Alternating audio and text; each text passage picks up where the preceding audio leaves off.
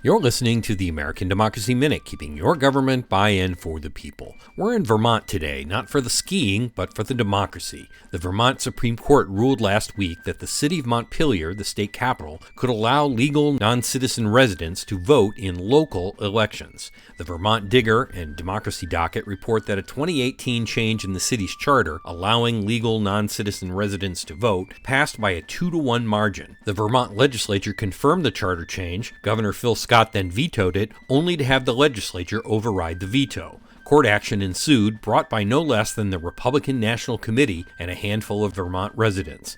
The Vermont High Court unanimously upheld a lower court ruling, saying that while the state constitution prohibits non-citizens from voting in statewide elections, qualifying to vote in local elections can have different rules. The Montpelier clerk keeps a separate qualified voter list for local elections. Contrary to Montpelier's change, a similar law in New York City was thrown out in June 2022 by a district court judge for not complying with the state of New York's constitution. It's not clear whether Montpelier's rule and a similar one in Winooski, Vermont, will be further challenged. In 2022, there were 16 municipalities which allowed legal non-citizen residents to vote, and 14 state constitutions could possibly allow it. We have links to articles and groups taking action at AmericanDemocracyMinute.org. For the American Democracy Minute, I'm Brian Beal.